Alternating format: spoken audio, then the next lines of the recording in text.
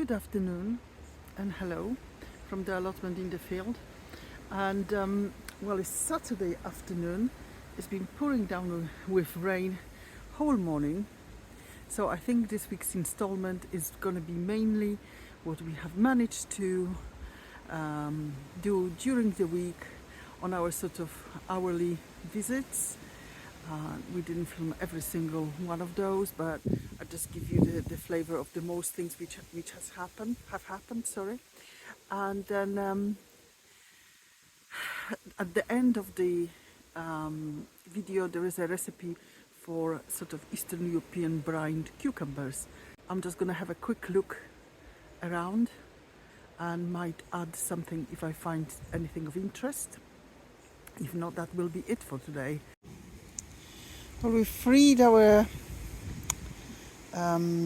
corn from the netting. You can see how strong the winds were. Some of them are lying down and might have to give them some support just for the time being. However, I've got this is Berlotto beans, dwarf, which I'm going to quickly plant in between. Just marking the spots, but I think that's probably a bit too deep for beans. So just couple, to hedge the beds and have them covered, and we'll go so on all along that bed. Well, Nigel is at the moment harvesting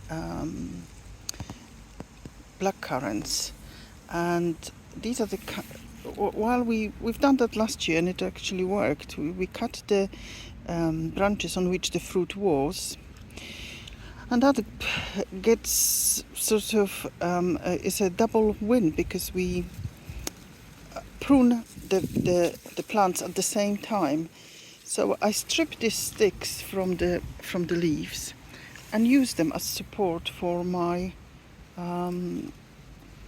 corn, which is been lying down because the wind is really quite strong. And if we get at the end of it, if they actually root when I take them out, I can plant them in our fruit forest in the autumn. Well, that would be something. Well, this is now all fenced, and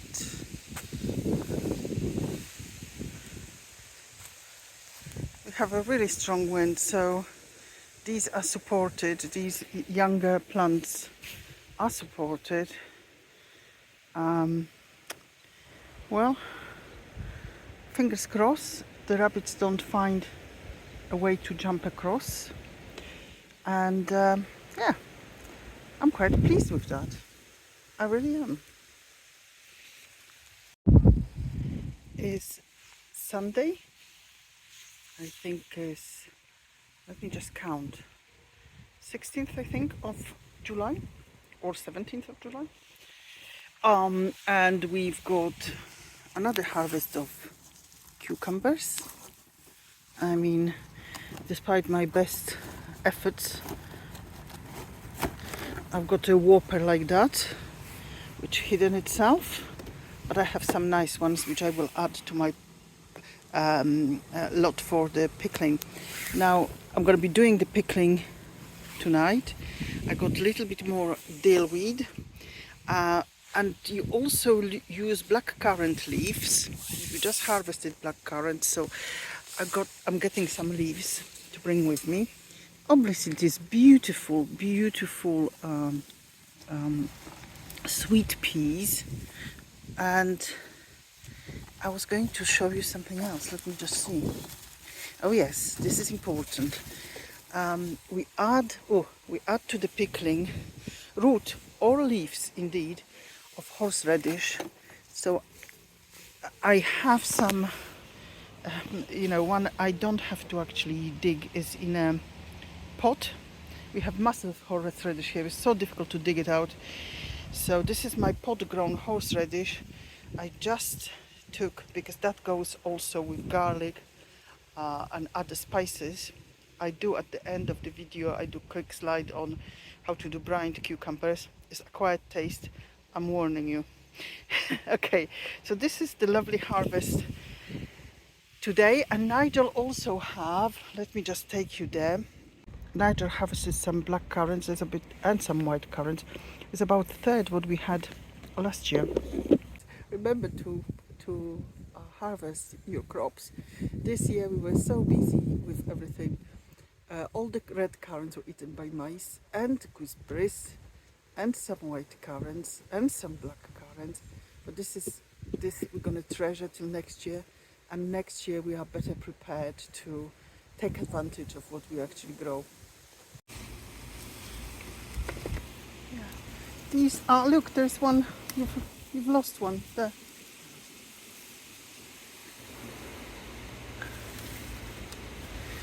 I think these are Vilja.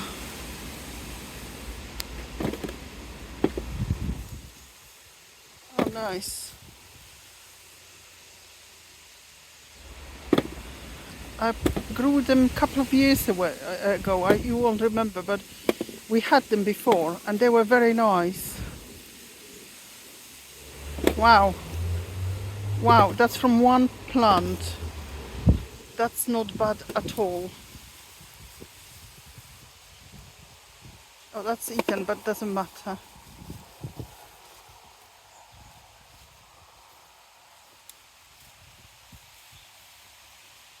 That's brilliant, I would say. So shall we do one more plant?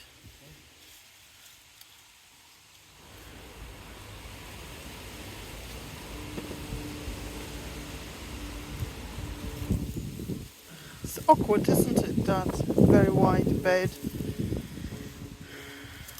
Well, it's originally meant to be asparagus bed, but it was just so overrun with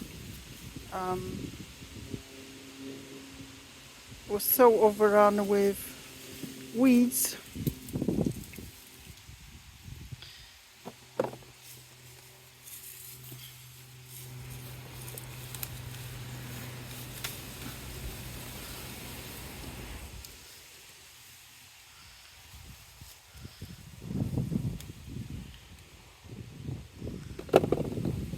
What I like about this method is so easy as well to dig them out. You just uncover them basically, and you know, in all that lot I can only one which is a little bit green, so they kind of, the hay covers them really nicely.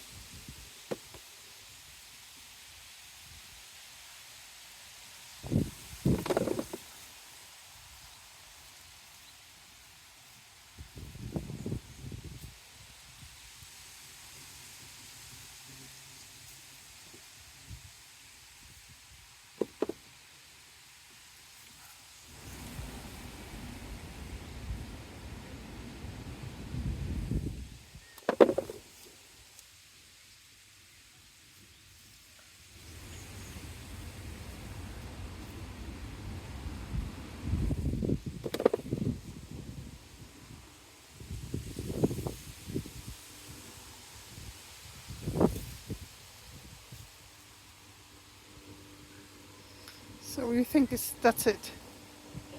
Really? That's okay? That's not a bad harvest at all. Weighing wide, probably a couple of kilos, I would think.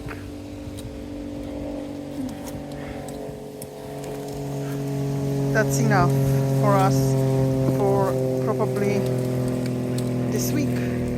I'm sure our friends rabbits been here. They just had a whole row of my corn. I'm not gonna be fencing this for that few corn, but if I plant something here later on in the season, I will have to. This used to be a pea bed, so we had very early peas here. It's all gone now, and so as I say, you know, this is the time of the year when it's out with the old, in with the new. And I had lots of different peas. This is the very late sowing On one side is Clavendon Wonder, that's the Lidl own, and this end is Feltham's First. No idea how they will do. It's a bit of a experiment. Like, these peas needed to be utilized this year anyway, because they sort of expiration date is end of this year. So although I don't always keep very close to expiration dates, I think it's nice to have new seeds. Look, these guys have perked up since they've been covered and not bothered by anything. So I think these are Romanesco here. I was wondering what that might be, but I have a feeling these are Romanesco. These are not that long planted at the same time as these cabbages and Brussels sprouts. So this is another bed, which of course this is the a purple tree spinach. It's a close relation to the fat hen. Lovely in flower arrangement, but it's coming out when I will be needing this bed, and at the weekend I already cleared up all the, well, most of the rockhead. I will sow rockhead in different places. This is now past the best.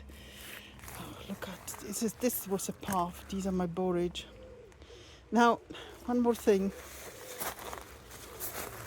Let me show you the outdoor tomatoes. Oh, look, they start changing color. As I said, they are starting to blush, which is great. Now, yes, I was going to say, I did post the picture in one of the gardening groups. Look, this is my tomato. This is Marmande Super Precoce. But this is the side shoot which I forgot to cut off, and it's got, this is not kidding, I can't lift it. It's wedged between different tomatoes and it's just covered in tomatoes.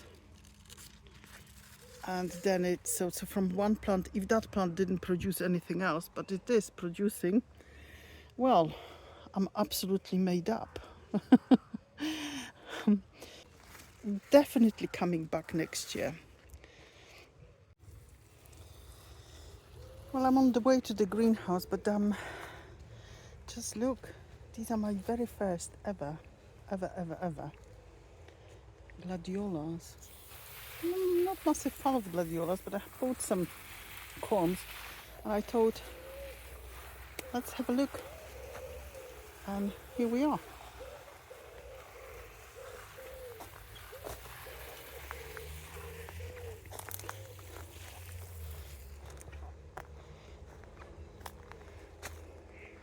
Here is Nigel with his faithful hose.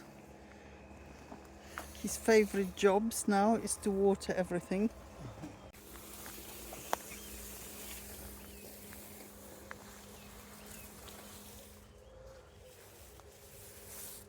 Just look at these sweet peas. Well, I harvest twice a week, and well, I think it's doing ever so well this year. Progress in the greenhouse. Since I moved these are globe artichokes. They were very puny little things outside. Well, they just shot up. Obviously, like to be here. Now the Swiss chard is, this is the rainbow one. It's doing fine. What we've got here, so we've got everything germinated in this one. So there's broccoli, two types, kohlrabi, Asturian tree cabbage, all year round. One thing which didn't germinate is the primo cabbage. Okay, I will have to sow something else. In this one, these are my lettuces. The perpetual spinach is struggling, and coriander is just starting to. I think that's a lettuce, that is not coriander. The Valmain, I can see some dumping off, maybe too wet. I'm not going to put any more water in a capillary mud. Now, what is good news are the cucumbers. So, some of them look like they're going to start getting true leaves. So, these guys are coming fine. The Shremsky, which is the filled one, is coming fine. The Cornichon of the Paris is coming fine. Chinese long came fine, and I can just see the white wonder, which I haven't grown this year at all. And the last one, did we review this one? No. So that one was Nero di Toscana. This is for my winter crops. That's coming okay. Romanesco. Sage is not. Kohlrabi, broccoli, and Savoy January King, I would say didn't germinate at all. I will resow. So I'll bring some seeds and resow it at the weekend, if I remember. So I think that's that really.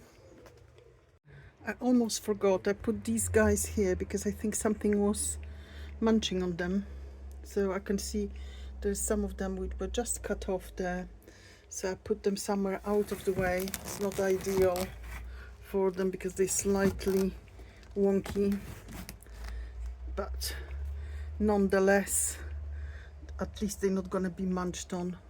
Whatever is left and whatever is good, I will be planting where that fat hen, where that purple tree spinach is. These are yellow French beans. Well, we definitely have to harvest this sweet pea. I never had such a beautiful display ever of sweet pea. It's doing really well. Update on the runner beans. So I suppose next weekend we could be potentially harvesting some.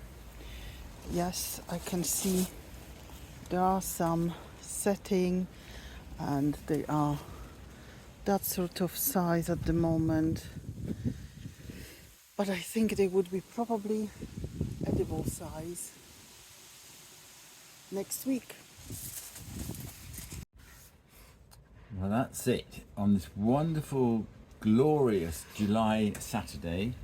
Come down to water the polytunnel, and Malgosia's been doing something, I'm sure.